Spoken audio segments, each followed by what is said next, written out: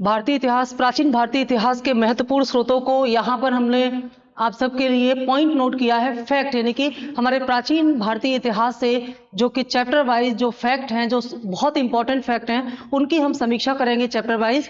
तो आज हम समीक्षा करेंगे प्राचीन भारतीय इतिहास के स्रोतों की। इनको तथ्यों के आधार पर आगे हम आपको बताते जाएंगे, एक एक पॉइंट पर बात करते जाएंगे। पहला पॉइंट है हमारा, प्राचीन भारतीय पुरातत्व सर्वेक्षण किस विभाग या मंत्रालय का संलग्न कार्यालय है।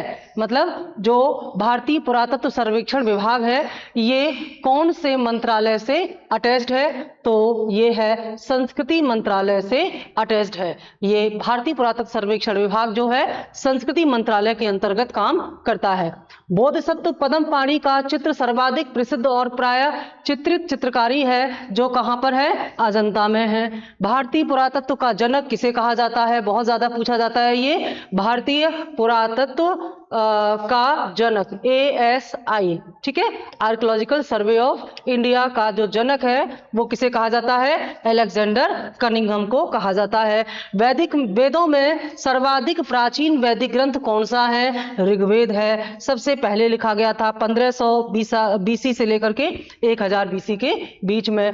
पुरुष सूक्त जिसमें वर्ण व्यवस्था के संदर्भ में जानकारी मिलती है, किस वेद में अंतर्निहित है? तो पुरुष सूक्त एक ऐसा एक तरह से सिद्ध स्रोत है जिससे पहली बार चारों वर्णों के बारे में एक साथ जानकारी मिलती है। तो वर्ण व्यवस्था की जानकारी देने वाला पुरुष सूक्त कहां पर है? ये ऋग्वेद में है। ऋग्वेद के 10वें मंडल में इसकी व्याख्या की गई है। 10वें मंडल में, तो 10वें मंडल में बताया गया है कि एक परम पुरुष है, उसके 4 अंगों से 4 वर्णों की उत्पत्ति हुई है। दूसरी शताब्दी के आसपास रचित संस्कृत के शिलालेख के अनुसार सुदर्शन झील एक कृत्रिम जलाशय की मरम्मत किसने की थी? रुद्रदामन प्रथम ने की थी। रुद्रदामन के जो जूनागढ़ अभिलेख है जो कि गिरनार पहाड़ियों पर था, इसमें यह बताया गया है कि उसने यहाँ पर सुदर्शन झील का पुनरुद्धार का कार्य किया।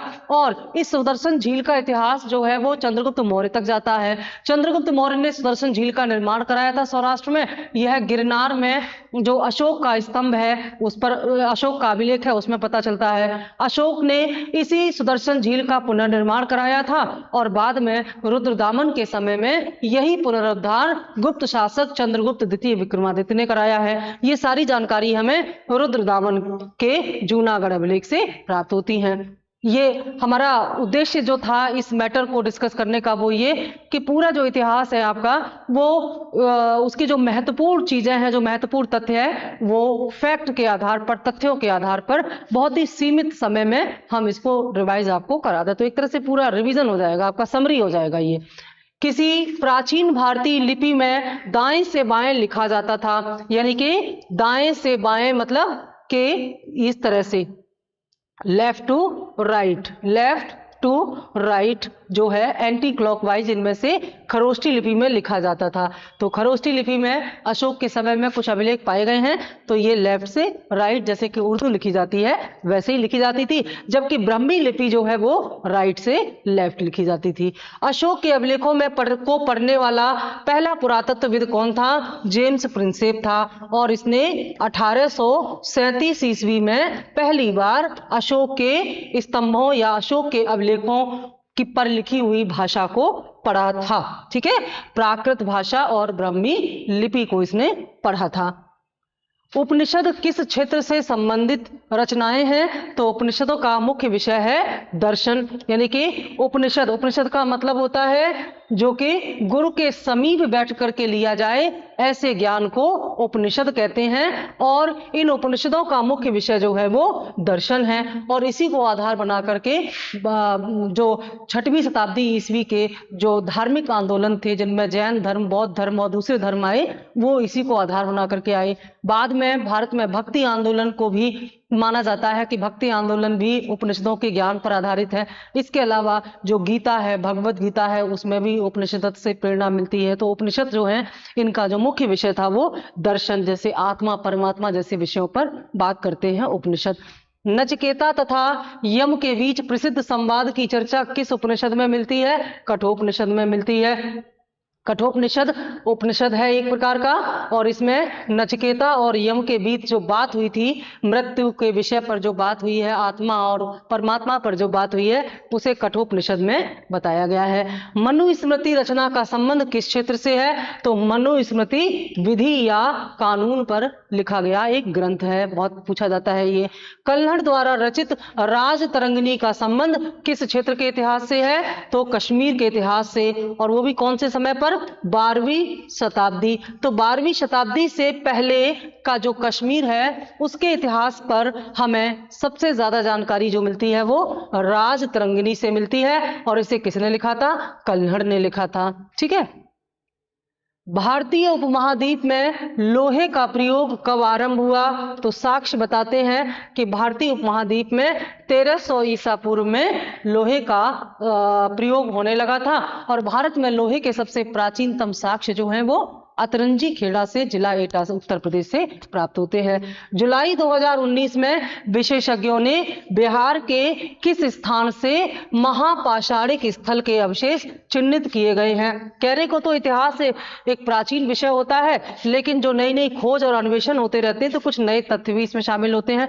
तो ये इतिहास का करंट है कि 2019 में बिहार के जो कैमूर है, कैमूर जिला है, यहाँ पर महापाषाणिक क्या थे? जैसे दक्षिण भारत से मिलते हैं ना, तो ये उत्तर भारत से मिला है, तो और भी ज्यादा महत्वपूर्ण हो जाएगा।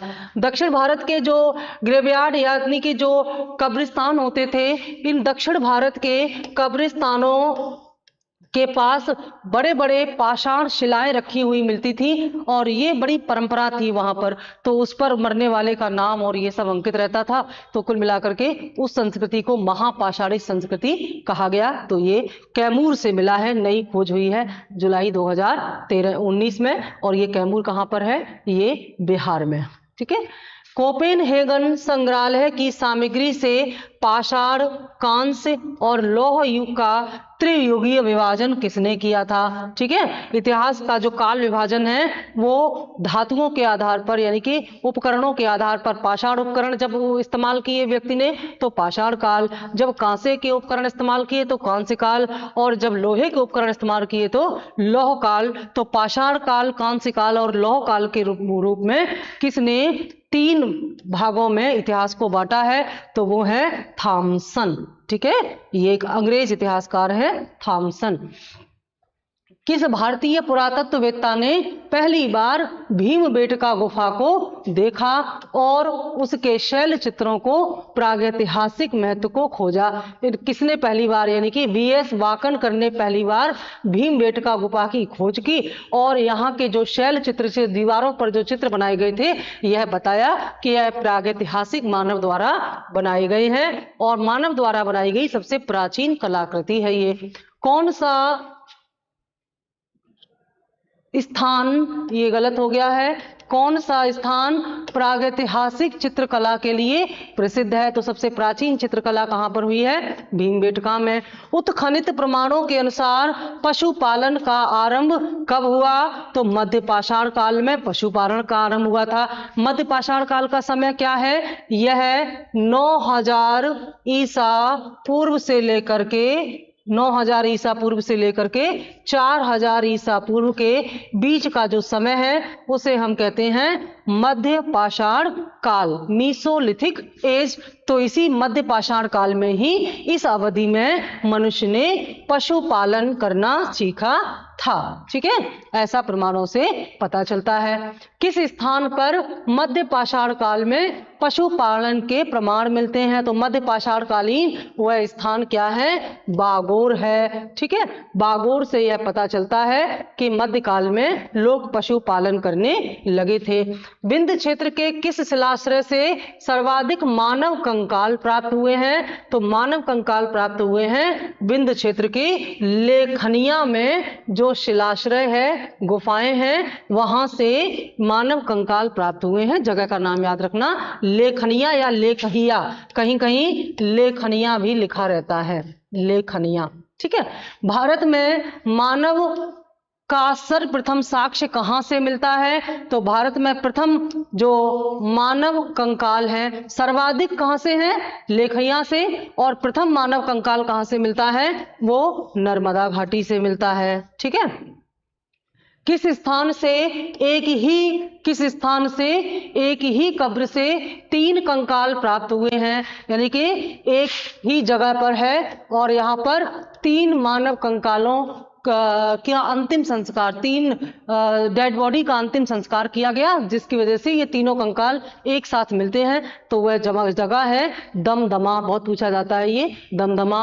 किस स्थान से हड्डी के उपकरण प्राप्त हुए हैं? तो वो महदहा से हुए हैं। क्योंकि फैक्ट ही पूछे जाते हैं ज्यादातर, जो आपके इस तरह के एमसीक्यू टाइप के क्वेश्चन होते हैं तो उनमें ये बहुत काम आएंगे। तो हड्डी के उपकरण यानी कि हड्डी के बने हुए जो टूल्स हैं वो महदहा से मिलते हैं। किस नवपाषाणिक स्थल से गर्त आवास के साक्ष्य मिलते हैं? तो वो बुर्जहोम से मिलते हैं। ये कहां पर है? कश्मीर में है। गर्त आवास क्या होते हैं? गड्ढे के घर, जमीन में गड्ढा खोद करके और जैसे बंकर नुमा होते हैं उन्हीं में बना करके रहते थे लोग। ये बुर्जहोम से पता चलता है। ठीक है। खाद्यान्नों की कृषि यानी कि खाद्यान्न खाने पीने की चीजों की कृषि सर्वप्रथम किस काल में आरंभ हुई थी? तो वो नवपाषाण काल में। और नवपाषाण काल कब आरंभ हुआ था? ये शुरू हुआ था 3000 ईसा पूर्व में। यानी कि 4000 ईसा पूर्व तक को तो क्या चला था? ये मध्यपाषाण काल चला और मध्यपाषाण काल खत्म होते ही 3000 ईसा पूर्व से, क्योंकि ये उल्टी तरफ चलेगा तो यहाँ पर 3000 ईसा पूर्व से आगे फिर नवपाषाण काल चला। तो इसी नवपाषाण काल में मनुष्य ने खेती बाड़ी करना सीखा। स्थायी जीवन का आरंभ भी यहीं से हुआ। मानव द्वारा प्रयोग किया गया पहला अनाज कौन सा था? वो पहला अनाज कौन सा था जिसे मानव ने यूज किया? तो वो जौ था। जौ को जो प्री वैदिक है या जो ऋग वैदिक है उस समय में जौ को यव कहा करते थे। यव। तो जौ जो है सबसे पहला अनाज था जिसे मनुष्य ने इस्तेमाल किया। आज तो कितने प्रकार के अनाज हो गए देखिए। तो गंगा घाटी में धान की खेती का प्राचीनतम साक्ष्य कहां से मिलता है? तो गंगा घाटी में धान की खेती का प्राचीनतम साक्ष्य लहोरा देव से मिलता है। ये बहुत पूछा जाता है। जब तक लहोरा देव वाला आंकड़ा नहीं था तब तक मेहरगढ़ इसका आंसर होता था। ठीक है। अब लहोरा देव हो गया है। यहां से धान की खेती का सबसे प्राचीनतम साक्ष्य मिलता है। तो लहोरा देव कहाँ है? गंगा घाटी में है। भारतीय उपमहाद्वीप में कृषि के प्राचीनतम साक्ष्य कहां से मिलते हैं? भारतीय उपमहाद्वीप में कृषि के प्राचीनतम साक्ष्य कहां से मिलते हैं? ये मेहरगढ़ से। अब यहां से 2 प्रश्न रख लीजिए। एक ये कि भारतीय उपमहाद्वीप में सबसे प्राचीनतम साक्ष्य कृषि के कहां से मिलते हैं? तो मेहरगढ़ से हैं। और पूरे जो वैश्विक स्तर पर सबसे प्राचीनतम साक्ष्य जो है वो लहोरा देव से, क्योंकि वो 7000 ईसा पूर्व के हैं लगभग लहोरा देव वाले आंकड़े। ठीक है। राख का टीला, यहां पर होगा टीला। राख का टीला किस नवपाषाणिक स्थल से संबंधित है? ये जगह जगह जो साक्ष्य मिलते हैं, खुदाई होती है तो उसी के आधार पर उनका नाम पड़ जाता है। तो ये संगनकल्लू एक स्थान है। यहाँ पर राख का एक टीला मिला है जो कि नवपाषाण काल का है। किस नवपाषाण काल से मानव के साथ साथ कुत्ते को दफनाने का साक्ष्य भी मिला है? तो ये है बुर्जहोम। वही बुर्जहोम जहां पर गर्तावास मिले कश्मीर से, वहीं पर एक मानव बॉडी के साथ साथ कुत्ते की डेड बॉडी को भी यहाँ पर दफनाया गया है। तो पहला पालतू पशु जो है, पेट एनिमल, वो कुत्ता ही था जिसे मनुष्य ने अपने घर में पाला था। किस काल को चालकोलिथिक काल भी कहा जाता है? तो वो था ताम्रपाषाण युग। अब ताम्रपाषाण 2 शब्दों से मिलकर के बना है, तांबा और पाषाण। तो मनुष्य ने जो पहली धातु इस्तेमाल की थी वो क्या थी? तांबा। और जो पहले उपकरण इस्तेमाल किए थे वे किसके बने थे? पाषाण काल के, पाषाण के। तो कुछ समय तक केवल पाषाण के उपकरणों का इस्तेमाल हुआ, उसे पाषाण काल कहा गया। उसके बाद पाषाण और तांबे दोनों का मिला जुला करके उपकरण इस्तेमाल किया तो उस समय को ताम्रपाषाण काल कहा गया। और ये ताम्रपाषाण काल जो है ये मध्य पाषाण काल की समाप्ति के बाद जो नवपाषाण काल था, इसके आरंभिक चरण में मनुष्य ने तांबा और पत्थर का साथ साथ इस्तेमाल किया, उसी को चालकोलिथिक एज भी कहा गया। नवदा टोली किस राज्य में स्थित है? तो नवदा टोली मध्य प्रदेश में स्थित है। ताम्र काल में महाराष्ट्र के लोग मृतकों को घर के फर्श के नीचे किस ओर रखकर दफनाते थे? तो उत्तर से दक्षिण की ओर अपनाते थे, यानी कि उनका सिर जो है उत्तर की ओर होता था और पैर दक्षिण की ओर होते थे। इस प्रकार के महाराष्ट्र के लोग अपने डेड बॉडी का अंतिम संस्कार किया करते थे।